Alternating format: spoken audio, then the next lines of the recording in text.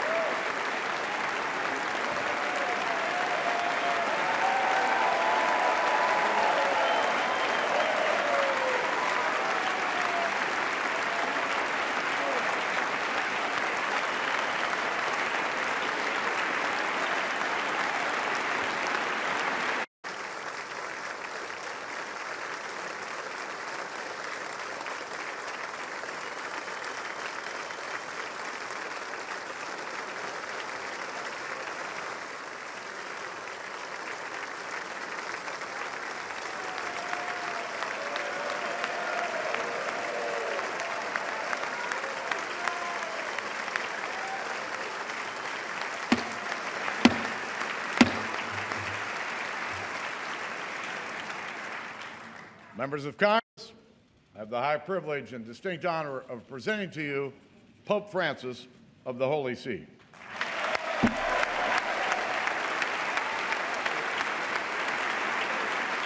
luck.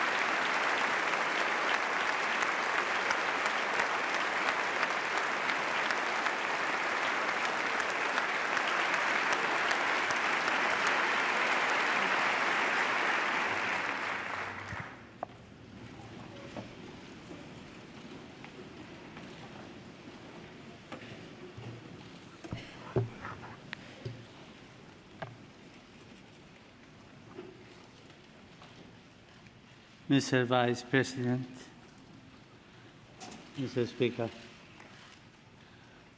honorable members of the Congress, dear friends, I am most grateful for your invitation to address this joint session of Congress in the land of the free at the home of the brave.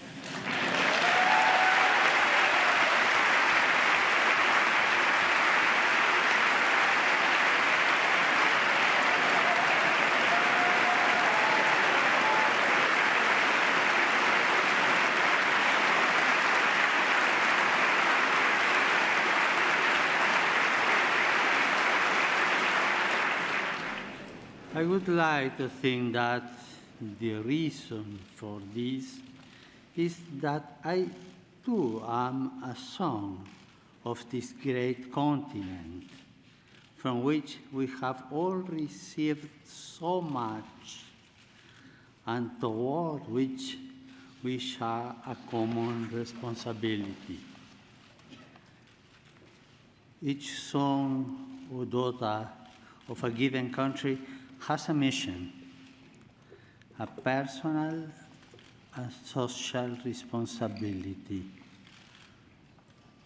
Your one responsibility as members of Congress is to enable this country, by your legislative activity, to grow as a nation. You are the face of its people. They are representatives. You are called to defend and preserve the dignity of your fellow citizens in the tireless and demanding pursuit of the common good. For this is the chief aim of all politics. A political society endures when it seeks as a vocation to satisfy common needs by stimulating the growth of all its members, especially those in situations of greater vulnerability or risk. Legislative activity is always based to take care for the people. To this, you have been invited, called, and convened by those who elect you. Yours is a walk which makes me reflect in two ways on the figure of Moses. On the one hand, the patriarch and lawgiver of the people of Israel symbolizes the need of people to keep alive their sense of unity by means of just legislation. On the other, the figure of Moses leads us directly to God and thus to the transcendent dignity of the human being.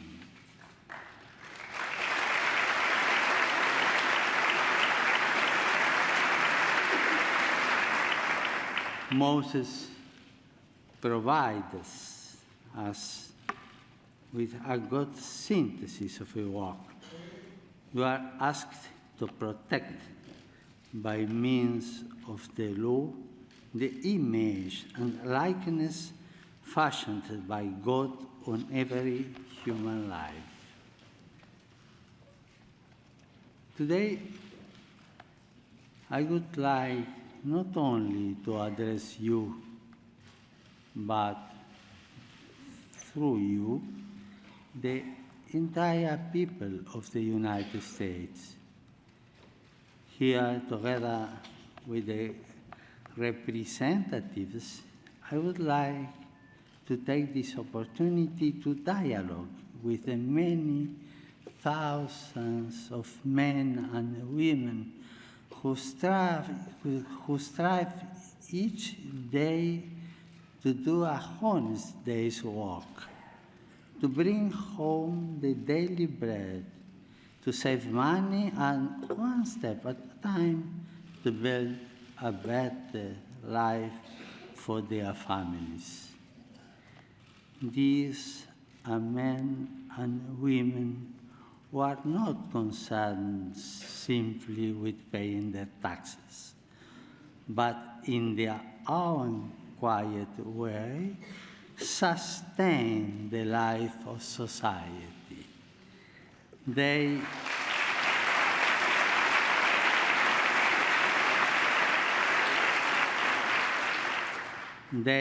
generate solidarity by their actions, and they create organizations which offer a helping hand to those most in need.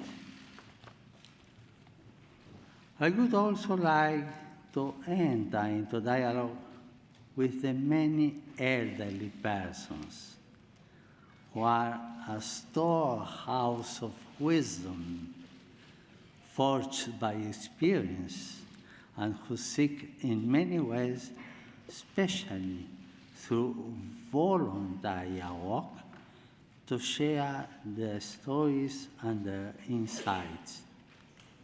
I know that many of them are retired, but still active. They keep working to build up this land. I also want to dialogue with all those young people who are working to realize their great and noble aspirations, who are not led astray by facile proposals, and who face difficult situations, often as a result of immaturity on the part of many adults. I wish to dialogue with all of you, and I would like to do so through the historical memory of your people. My visit takes place at a time when men and women of goodwill are marking the anniversaries of several great Americans. The complexities of history and the reality of human weakness notwithstanding, these men and women, for all their many differences and limitations, were able, by hard work and self-sacrifice, some at the cost of their lives, to build a better future. They shaped fundamental values which endure forever in the spirit of the American people. A people with this spirit can live through many crises, tensions, and conflicts, while always finding the resources to move forward and to do so with dignity. These men and women offer us a way of seeing and interpreting reality. In honoring their memory, we are inspired even amid conflicts and in the here and now of each day to draw upon our deepest cultural reserve. I would like to mention 4 of these Americans: Abraham Lincoln, Martin Luther King, Dorothy Day, and Thomas Merton.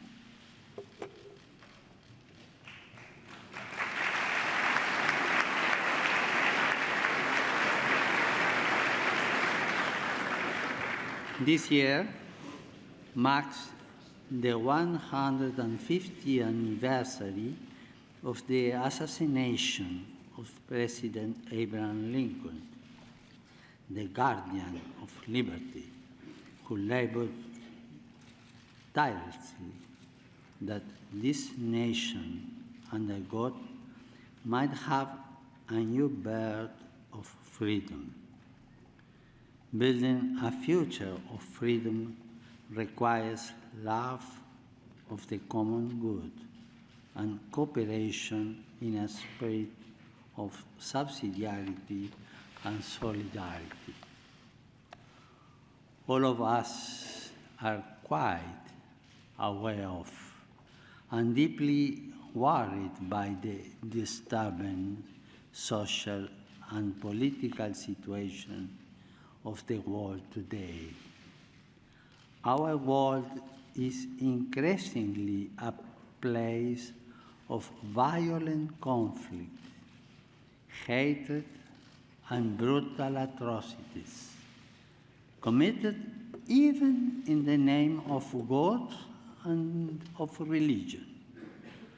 We know that no religion is immune from forms of individual delusion or ideological extremism.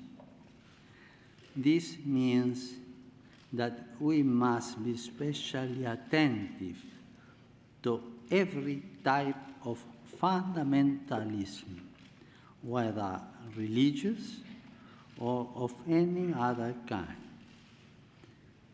A delicate balance is required to combat violence perpetrated in the name of a religion an ideology or an economic system, while also safeguarding religious freedom, intellectual freedom, and individual freedoms.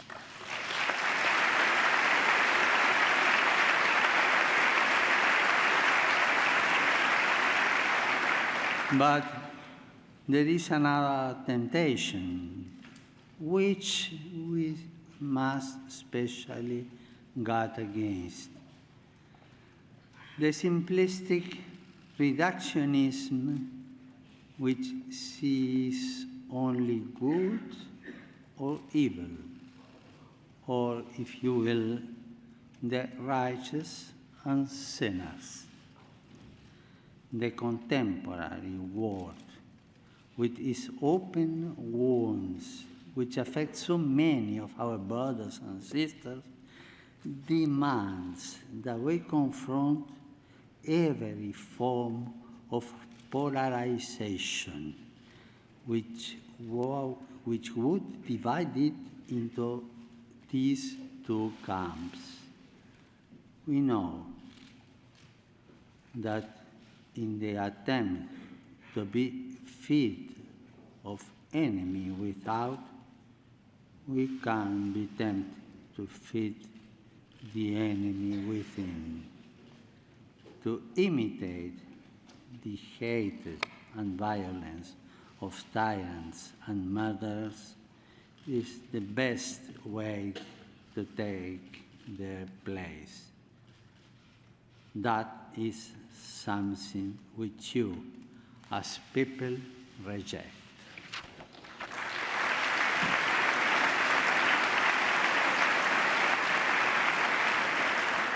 Our response must instead be one of hope and healing, of peace and justice.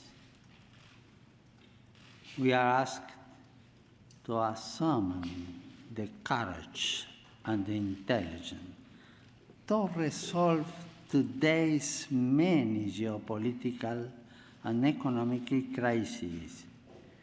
Even in the developed world, the effects of unjust structures and actions are all too apparent. Our efforts must aim at restoring hope, righting wrongs, maintaining commitments, and thus promoting the well-being of individuals amongst peoples. We must move forward together as one in a renewed spirit of fraternity and solidarity, cooperating generously for the common good.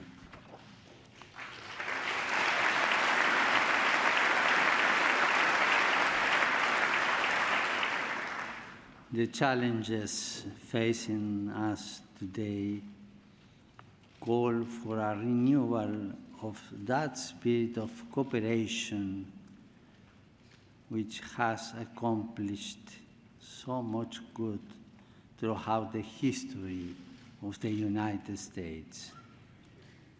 The complexity, the gravity, and the urgency of these challenges demand that we pool our resources and talents and resolve to support one another with respect for our differences and our convictions of conscience.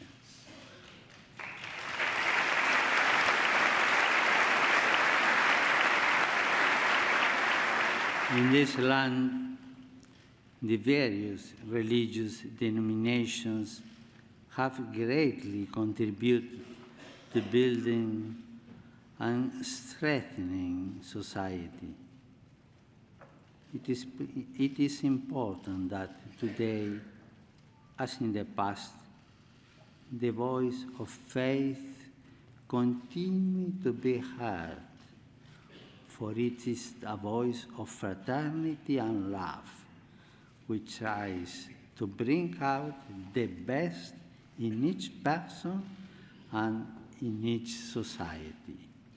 Such cooperation is a powerful resource in the battle to eliminate new global forms of slavery, born of grave injustices, which can be overcome only through new policies and new forms of social consensus.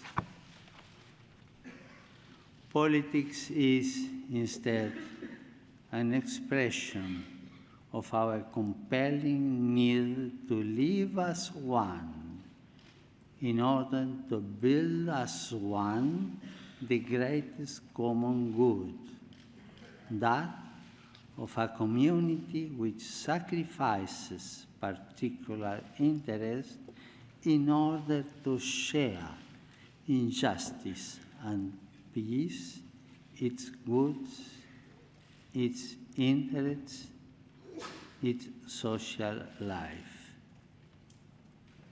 I do not underestimate the difficulty that this involves, but I encourage you in this effort.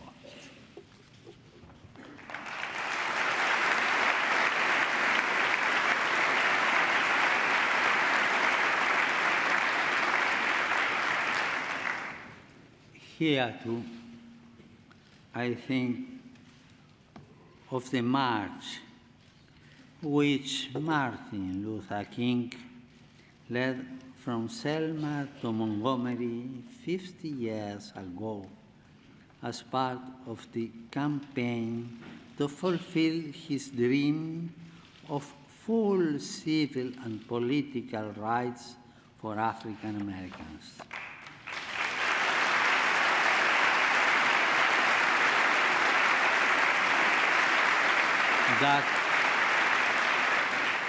That dream continues to inspire us all, and I am happy that America continues to be, for many, a land of dreams.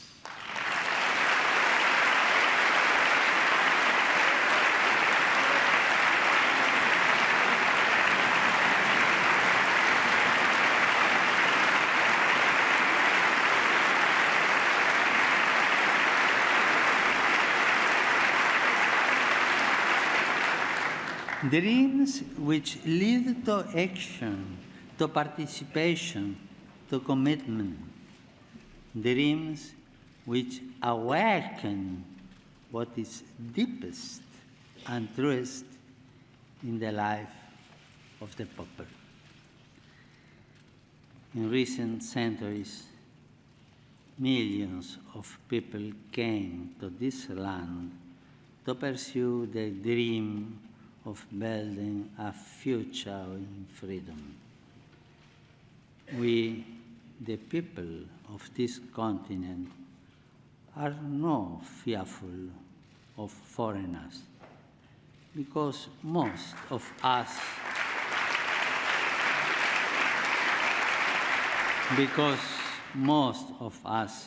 were once foreigners.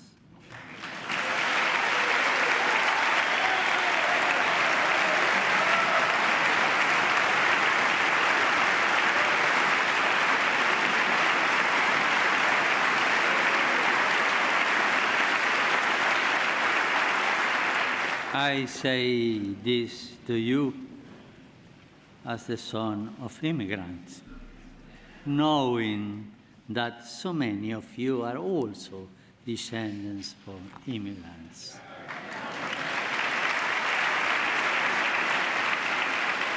Tragically, the rights of those who were here long before us were not always respected.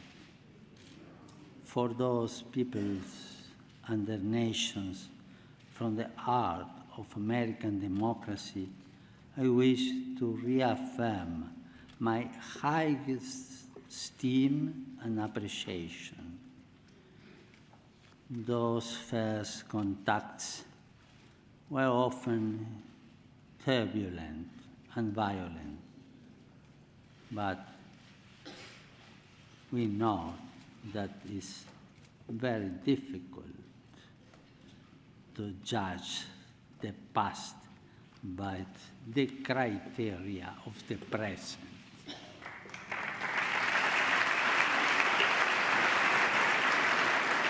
Nonetheless, when the stranger in our midst appeals to us, we must not repeat the sins and the errors of the past.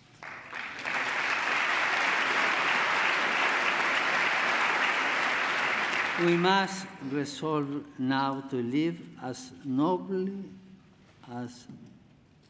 and as justly as possible, as we educate new generations not to turn their back on our neighbors and everything around us. Building a nation calls us to recognize that we must constantly relate to others, rejecting a mindset of hostility in order to adopt one of reciprocal subsidiarity in a constant effort to do our best. I'm confident that we can do this. Our world is facing a refugee crisis of a magnitude known since the Second World War. This presents us with great challenges and many hard decisions.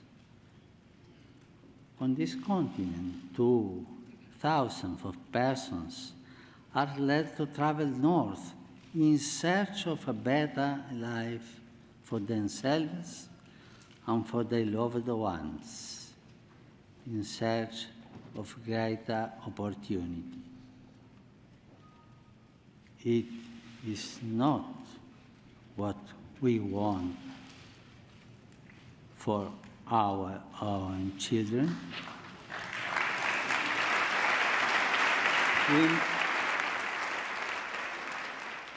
We must not be taken aback by the numbers, but rather view them as persons, seeing their faces and listening to their stories, trying to respond as best we can to their situation, to respond in a way which is always human, just, and fraternal. We need to avoid a common temptation nowadays to discard whatever proves troublesome. Let us remember the golden rule: do unto others as you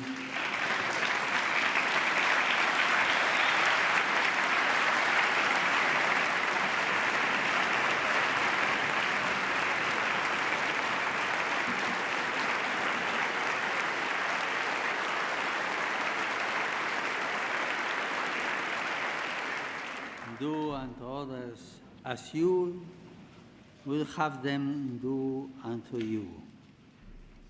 This rule points us in a clear direction.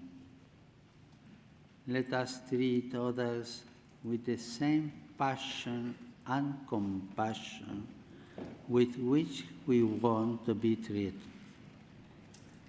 Let us seek for others the same possibilities which we seek for ourselves.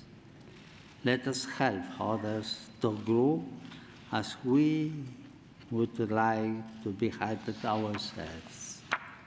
In a word, if we want security, let us give security. If we want life, let us give life. If we want opportunities, let us provide these opportunities. The yardstick we use for others will be the yardstick which time uses for us.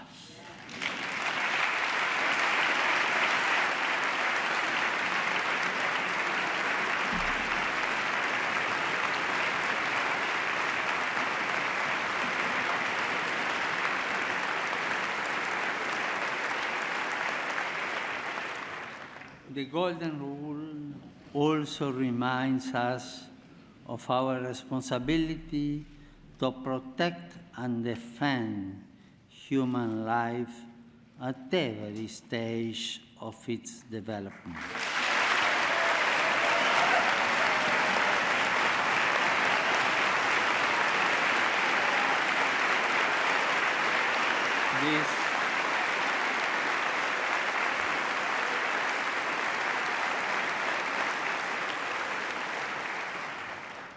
This conviction has led me from the beginning of my ministry to advocate at different levels the global abolition of the death penalty.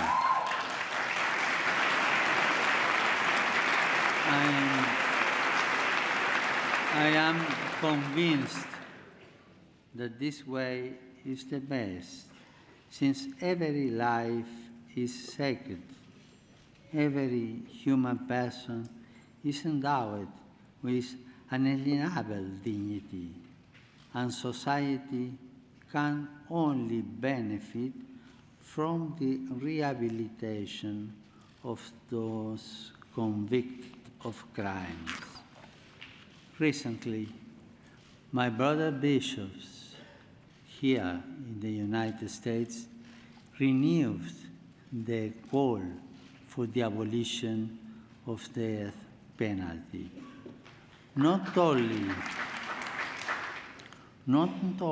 do I support them, but I also offer encouragement to all those who are convinced that a just and necessary punishment must never exclude the dimension of hope and the goal of rehabilitation.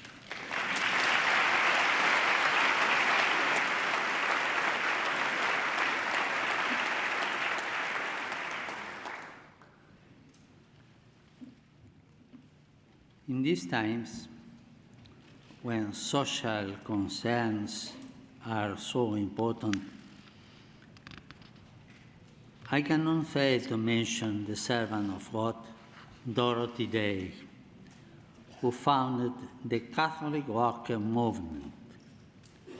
Her social activism, her passion for justice and for the cause of the oppressed were inspired by the gospel, her faith, and the example of the saints.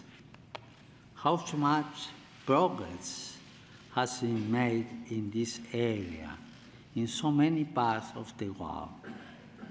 How much has been done in these first years of the third millennium to raise people out of extreme poverty?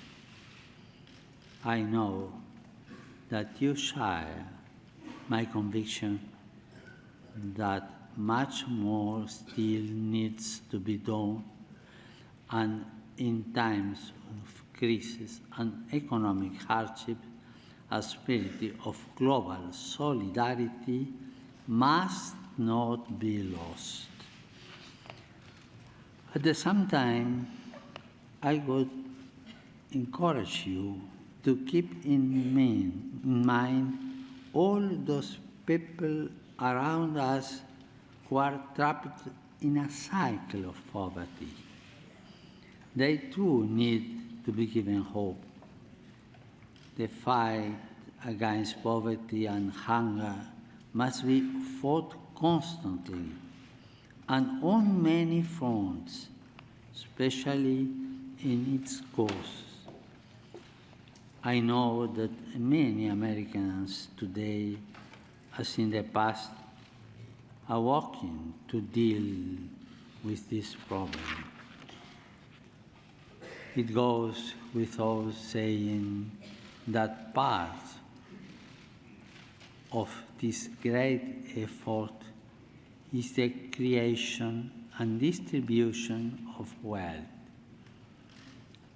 The right use of natural resources, the proper application of technology, and the harnessing of the spirit of enterprise are essential elements of an economy which seeks to be modern, inclusive, and sustainable.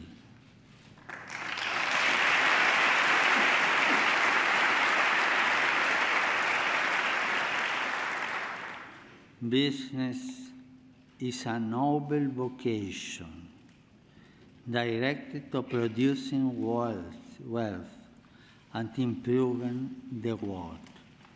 It can be a fruitful source of prosperity from the area in which it operates, especially if it sees the creation of jobs as an essential part of its service to the common good.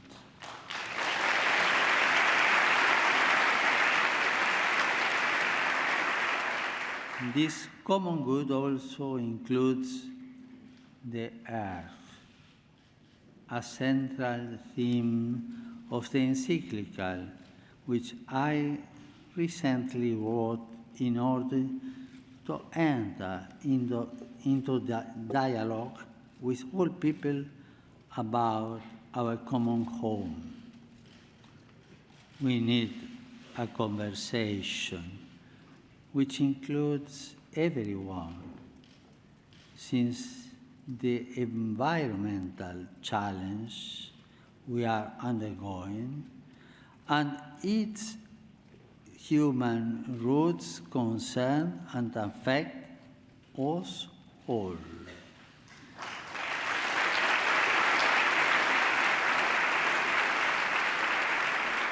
In Laudato Si, I call for a courageous and responsible effort to redirect our steps and to avert the most serious effects of the environmental deterioration caused by human activity. I'm convinced that we can make a difference, I'm sure. And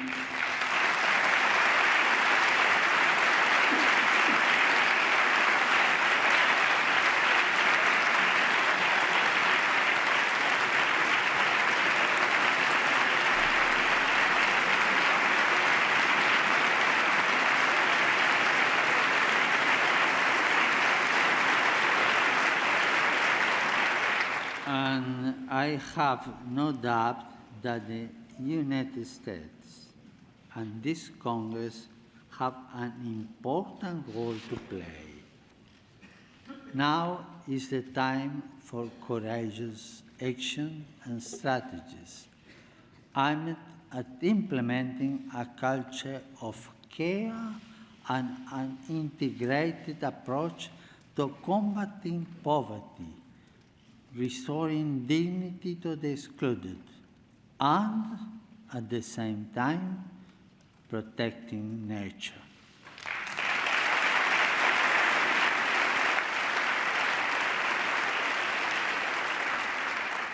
We have the freedom needed to limit and direct technology, to devise intelligent ways of developing and limiting our power, and to put technology at the service of another type of progress, one which is here, more human, more social, more integral. In this regard, I am confident that America's outstanding academic and research institutions can make a vital contribution in the years ahead.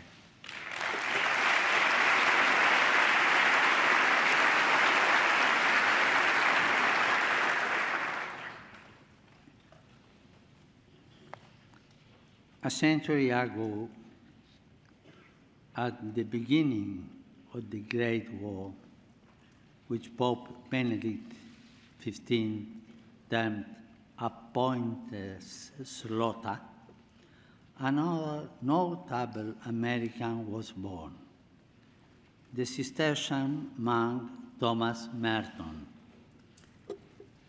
He remains a source of a spiritual inspiration and guide for many people. In his autobiography, Merton wrote, "I came into the world free by nature, in the image of God. I was, nevertheless, the prisoner of my own violence and my own selfishness, in the image of the world into which I was born. That world was the picture of hell, full of men like myself, loving God and yet hating Him, born to love Him, living instead in fear of hopeless self-contradictory hungers." Merton was, above all, a man of prayer, a thinker who challenged the certitudes of this time and opened new horizons for souls and for the Church. He was also a man of dialogue, a promoter of peace between peoples and religions. From this perspective of dialogue, I would like to recognize the efforts made in recent months to help overcome historic differences linked to painful episodes of the past. It is my duty to build bridges and to help all men and women in any way possible to do the same.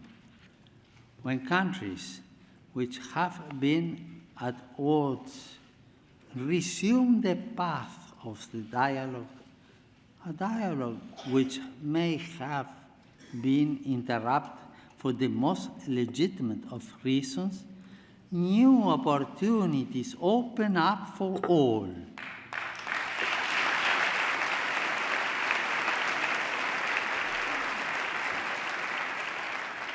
This that required and requires courage and daring, which is not the same as irresponsibility.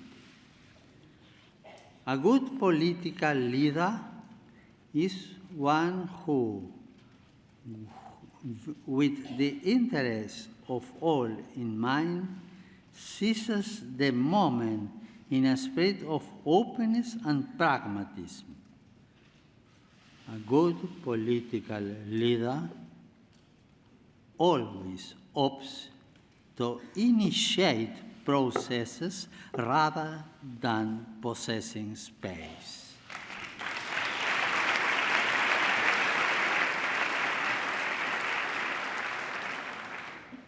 being at the service of dialogue and peace also means being truly determined to minimize and in the long term to end the many armed conflicts throughout our world.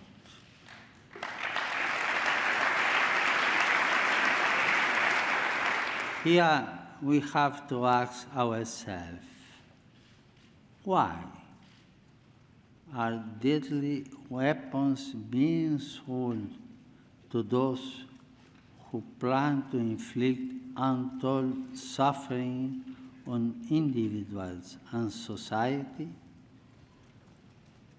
Sadly, the answer, as we all know, is simply for money.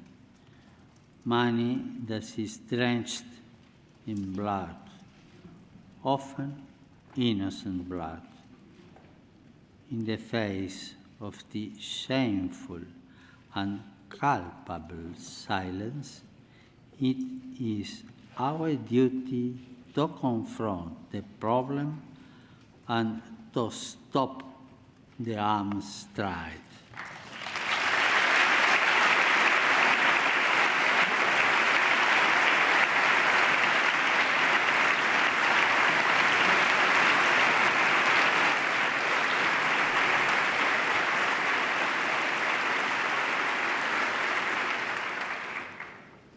Three sons and one daughter of this land, 4 individuals have 4 dreams. Lincoln, liberty. Martin Luther King, liberty in plurality and non-exclusion. Dorothy Day, social justice and the rights of persons.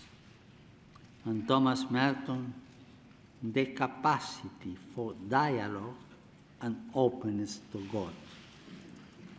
4 representatives of American people.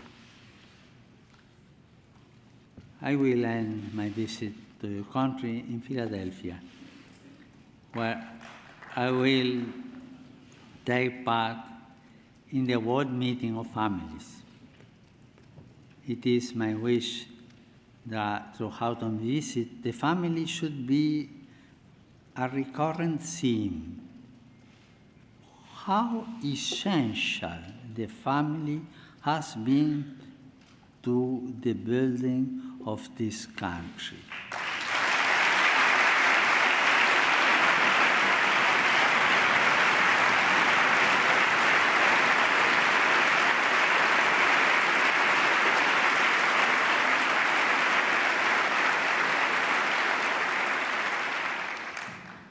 And how worthy it remains for our support and encouragement.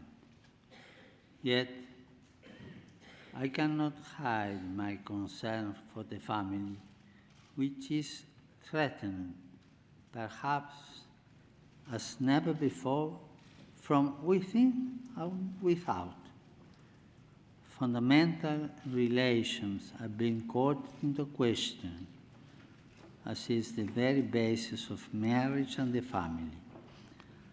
I can only reiterate the importance and, above all, the richness and the beauty of family life.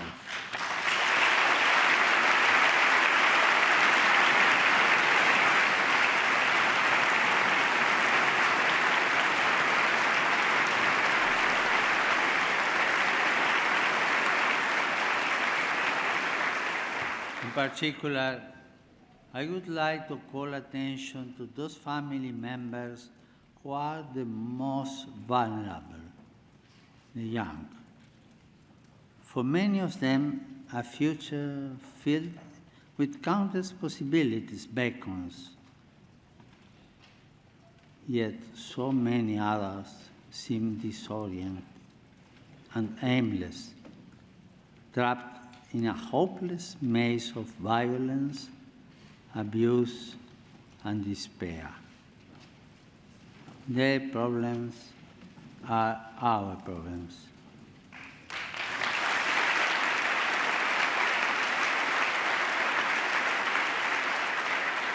We cannot avoid them.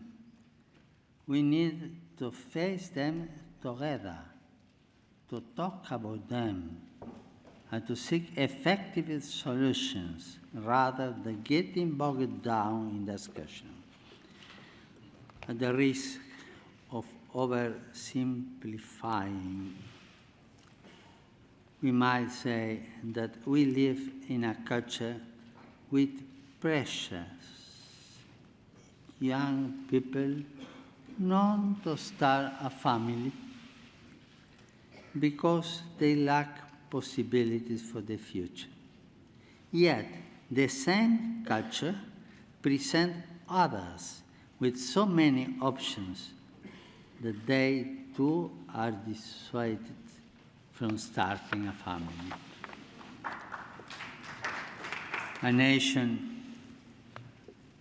can be considered great when it defends liberty, as Lincoln did, when it fosters a culture which enables people to dream of full rights for all brothers and sisters, as Martin Luther King sought to do, when it strives for justice and the cause of the oppressed, as Dorothy Day did by her tireless work, the fruit of a faith which becomes dialogue and sows peace in the contemplative style of Thomas Merton.